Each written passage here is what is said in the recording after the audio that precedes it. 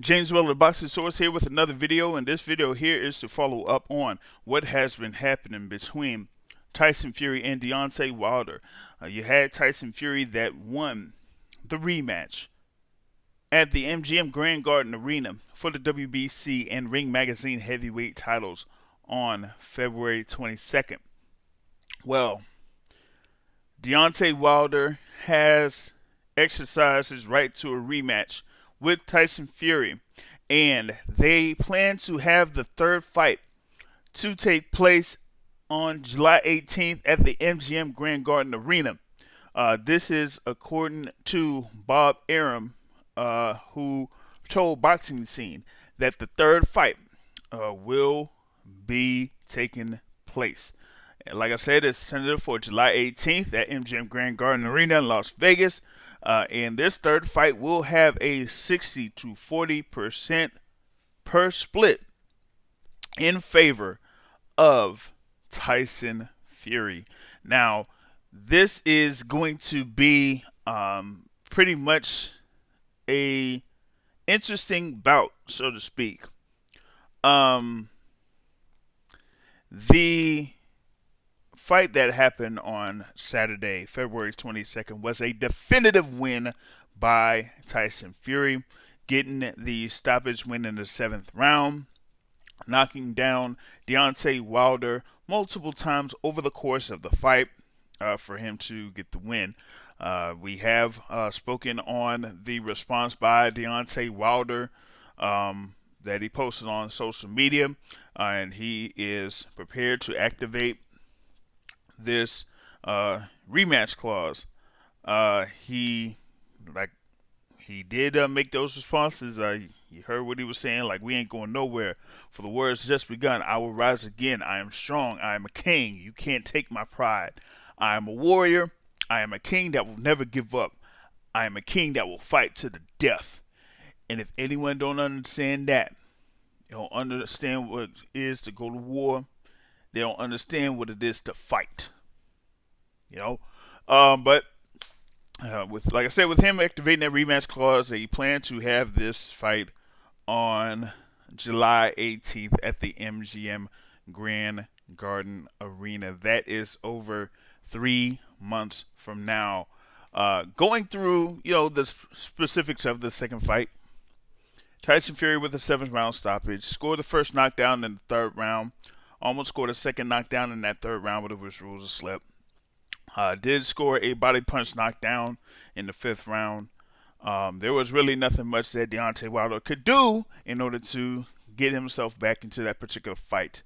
And this second fight, that was a joint pay-per-view, was around 750,000 to 800,000 pay-per-view buys, but it's been going back and forth.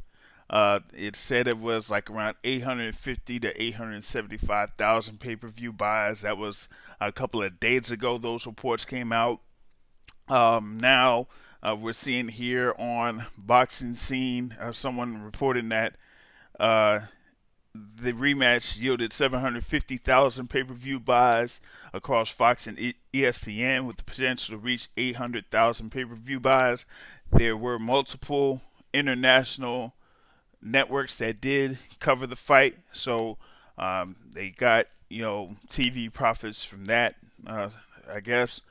But from earlier reports, they were projecting that the break even for this particular pay-per-view presentation was going to be 1.1 to 1.2 million pay-per-view buys. So this had fallen short for about 350,000 or 400,000 pay-per-view buys. So with this immediate rematch being invoked by Deontay Wilder, and they are scheduling it for July 18th, one thing that I am looking for is if they are going to do a joint pay-per-view again.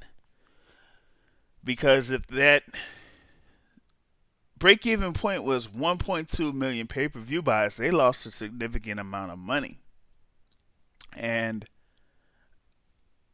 these networks, and Disney, who has Fox and ESPN, isn't really in the business to lose money. So with this, what are they going to do in order to hold this pay-per-view that's going to be on July 18th? Now, is there a lot of talk that has been coming, after this particular fight with the definitive win by Tyson Fury? Yes. But with it being such a definitive win by Tyson Fury, that kind of diminishes interest for a third fight between the two, particularly with it being an immediate rematch. And I don't advise for Deontay Wilder to take an immediate rematch. But I'm not El Heyman, so that is what it is. But for me, I feel that he should do what Tyson Fury did to him after the first fight in December 1st, 2018.